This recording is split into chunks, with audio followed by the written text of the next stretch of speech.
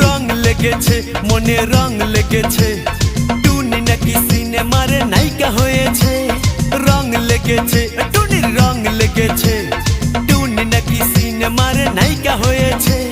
সেই ছবিতে নায়ক নাকি থাকবে সাকিব খান, ছবিটার নাম নাকি তুমি আমার জান। টুনির জ্বালায় এবার আমার যাবে রে প্রাণ, যাবে রে প্রাণ। রং লেগেছে মনে রং লেগেছে, টুনি নাকি সিনেমার নায়িকা হয়েছে।